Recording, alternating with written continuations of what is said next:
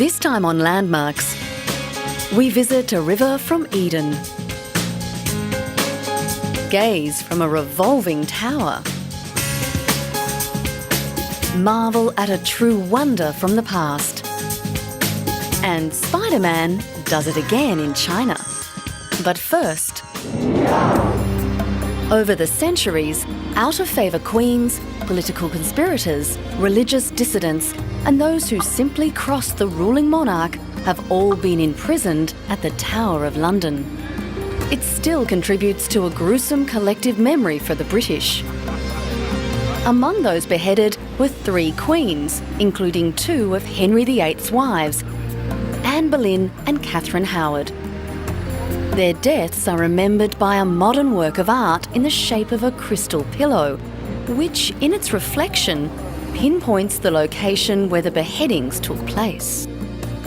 And the reflection of the pillow downwards, the reflection in there, puts the pillow exactly in that square, in that block, because the block's still there and it's just under the surface of the stone. To one of the tower's famous beefeater guards, the artwork is a reminder of the reality of life and death at the tower. Yes, people come and ask questions all the time, especially about the people who were known to have been executed in here, like the 3 queens.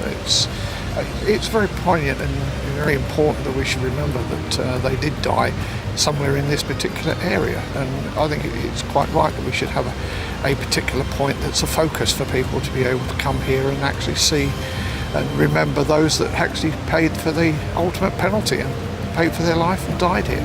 In medieval times, 2 queens fell victim to the executioner's axe, while in the last century it became a wartime prison. 1941 saw a German spy executed in the tower's chair, a chair which still bears the marks. The tower's first prisoner, a bishop, was one of several who managed to breach its walls. But a new exhibition focusing on the tower's history as a prison shows that not all were flung into dark dungeons with only rats for company. One of the things we're trying to get across is that over the 800 years of the tower's history as a state prison, it's involved people being kept in luxurious state apartments, being allowed out even of the tower during the day, but also, of course, down to quite grim conditions of close confinement, what we'd call now solitary imprisonment.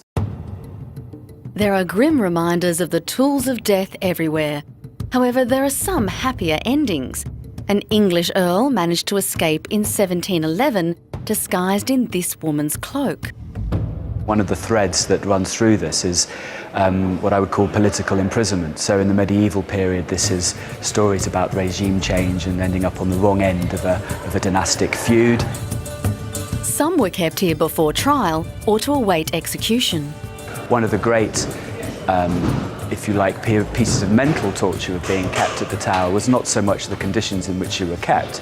As we said, if you were a noble, you'd probably have a set of rooms, maybe a library, maybe your servants and even your family with you, as Sir Walter Raleigh had. But the uncertainty of not ever knowing when you'd ever be released. As well as the more gruesome exhibits, like this executioner's sword, the exhibition includes some private items, like the prayer books of Henry VIII's doomed wife, Anne Boleyn.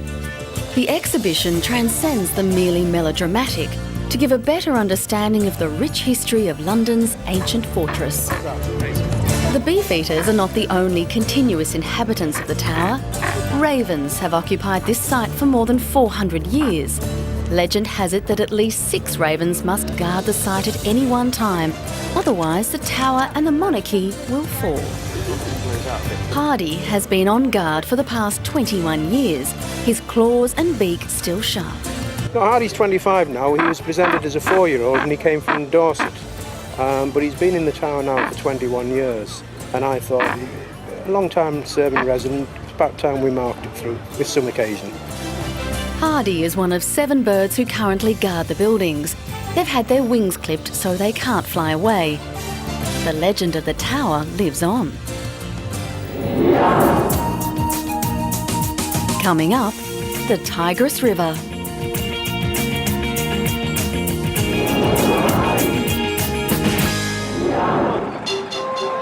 Plunging under the olive green surface of the ancient Tigris River, worshippers from an obscure sect emerge spurting water from their mouths. Shrugging off concerns of environmentalists, white-robed worshippers of the Sabia-Mandean nation, a relic of the ancient Gnostic religions, took their weekly dip in the Tigris to purify their souls. To members of the Sabia-Mandean nation, the river's contents are of little concern. In biblical times, the Tigris River was believed to have been one of the 4 rivers to have flown from the Garden of Eden. The fast-flowing river, along with its slower sister river, the Euphrates, flows from the mountains of Turkey down to Iraq. In the book of Genesis, the prophet Daniel was said to have received his visions on its banks. Today, despite the hardships of tyranny and war, many locals still find treasure among its troubled waters. Before the country was thrown into turmoil, an army of artisans conducted a flourishing gold industry from workshops located along the banks of the river. Some of the finest jewellery in the Middle East was to be found here.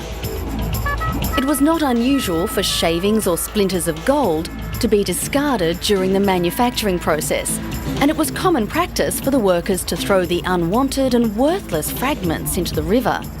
But now, those pieces have a real value to a community that struggles desperately to find an income to buy the essentials of life. But like much of the war-ravaged country, the Tigris is now choking with modern-day pollution that researchers say puts millions of Iraqis at risk.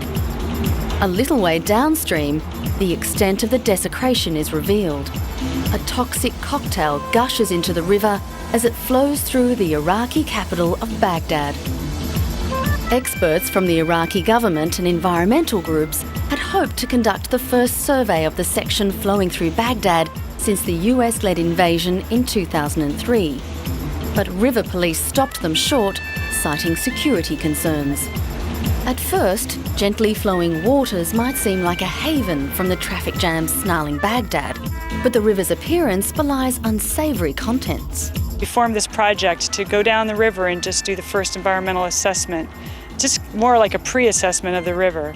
We face many problems, but I think that if people start to pay more attention to the river, then they'll be able to improve it, clean it up. There are people who swim in the river, there are people swimming behind us, and they should be able to swim in a clean river, and we should be able to drink out of a clean river. It was not always that way. Iraqi researchers date the start of the decline to Saddam Hussein's war with Iran in the 1980s, when government funds were diverted to the army. Sanctions imposed after the 1991 Gulf War further crippled facilities before looters stripped sewerage works along with other government facilities after Baghdad fell in 2003. US officials say they are working as fast as they can to restore services, but blame the lack of progress on security. Heavy metals found in the water have raised concerns they may enter the food chain and perhaps cause cancers in humans. We are going to take samples from different places and then take them and analyze them. After that, there are limits. If it is over limits, we will find out what degree of pollution there in the Tigris. Over several thousand years, this river has seen many civilizations rise and fall, and many conflicts come and go. One day, the 21st century Iraq War will be just another memory.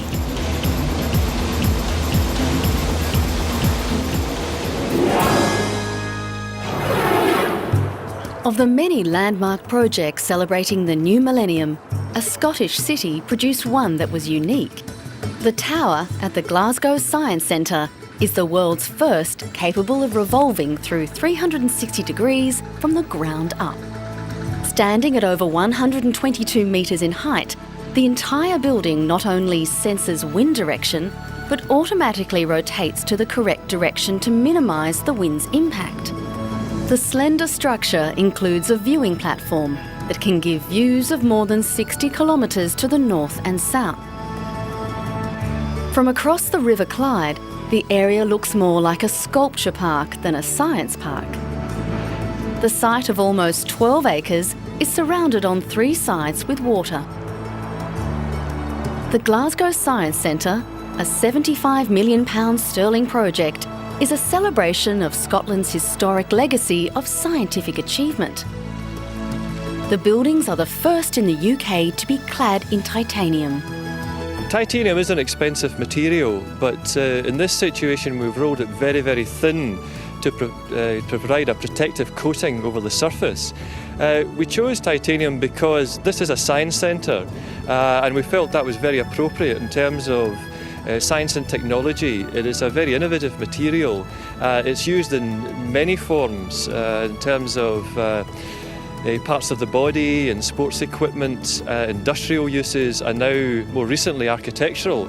And we felt this was quite an appropriate material to use as an exhibit in itself for this type of building.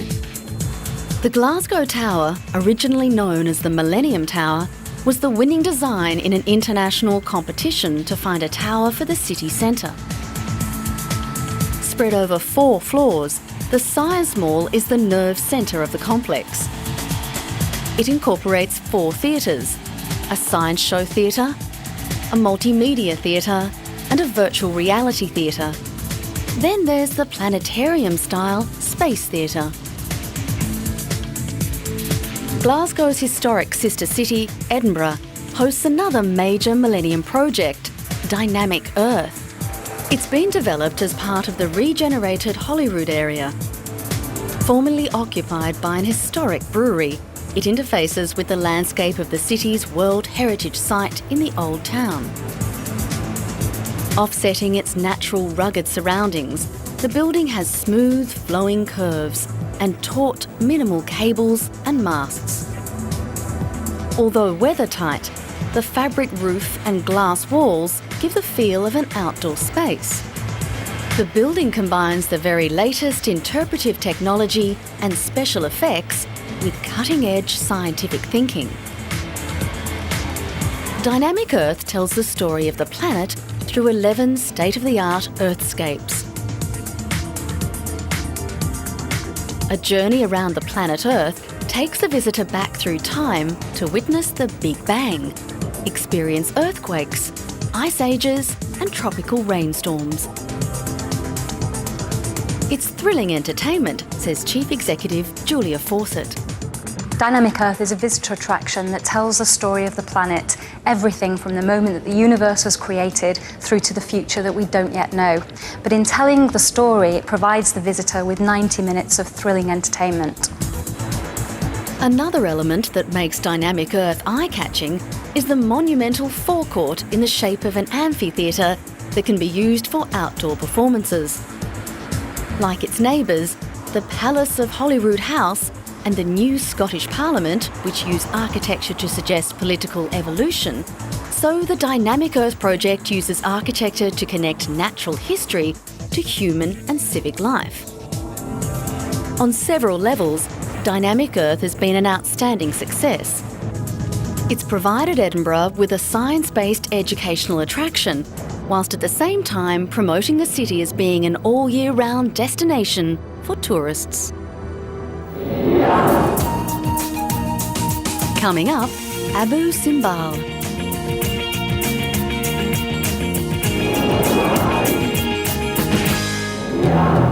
When Pharaoh Ramesses II carved 2 temples out of solid rock at a site on the west bank of the Nile, the sun gods, Amun-Ra and Ra-Horakhti, blessed them with an abundance of light. South of Aswan in the land of Nubia, they are known today as Abu Simbel. In front of the facade of Ramesses' temple are 4 colossal seated figures of Ramesses. At the top are the Watchers of the Dawn. The Egyptians believed baboons played a role in helping the sun god Ra defeat the darkness of night. But like many of civilization's great achievements, Abu Simbel eventually fell into decline and disappeared. Built in the 13th century BC, this magnificent Egyptian complex remained buried and forgotten for more than 1,000 years. The temples were rediscovered in 1813 and first explored a few years later. The actual interior of the temple is inside the cliff in the form of a man-made cave cut out of the living rock. It consists of a series of halls and rooms extending back a total of 60 metres from the entrance. The first long hall is 18 metres wide and 19 metres deep and has 2 rows of ossuared statues of Ramesses, each 30 feet high.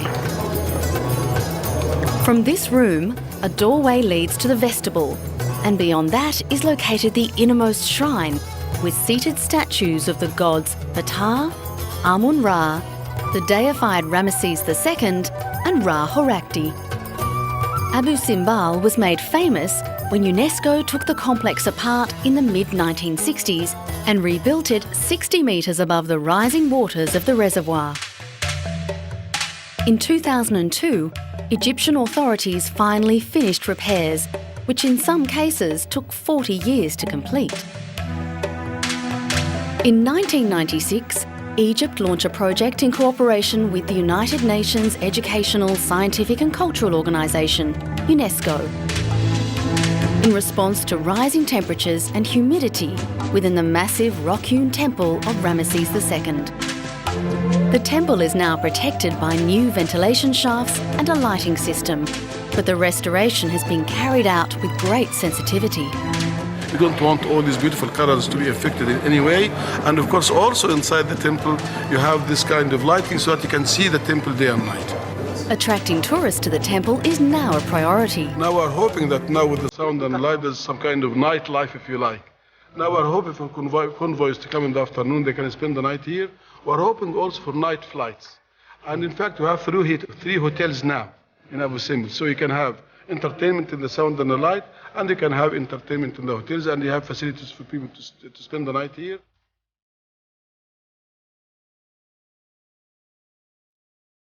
Abu Simbel is truly a wonder from the past. The determination and skill required to carve such colossal figures from solid rock remains an enduring achievement. It's hoped new restorations will preserve the temple complex for at least another millennium.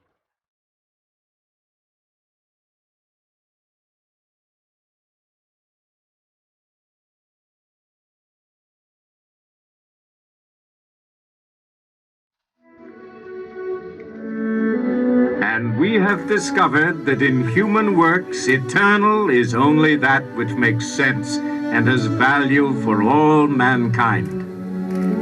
When we are not here anymore, man will continue to come and dream at your feet.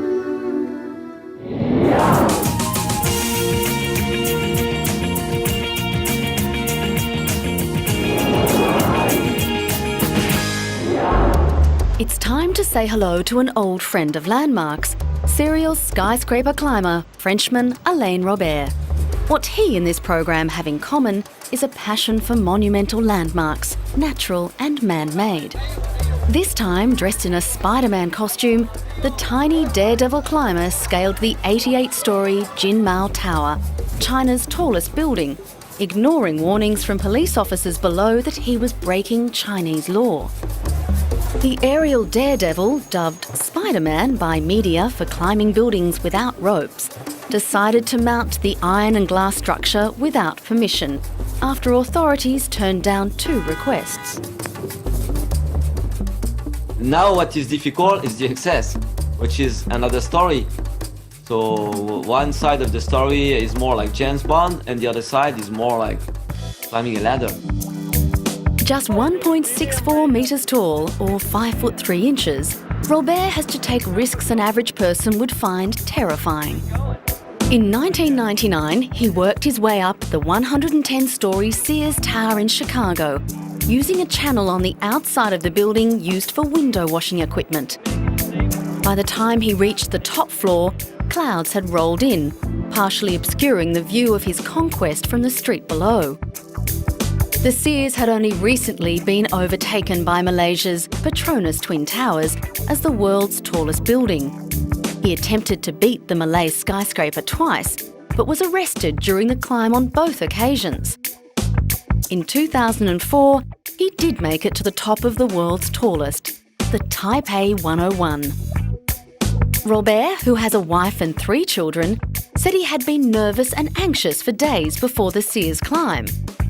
The Frenchman was arrested by Chicago police after reaching the top of the tower. He was charged with criminal trespass and failure to operate a safety net while performing an aerial show. He said the 90-minute climb up the 443-metre tall towers was more difficult than he had anticipated. Because there's condensation at the end of the skyscraper, the last 20 story, and for me it was not so easy like I have expected, because it was very, very slippery.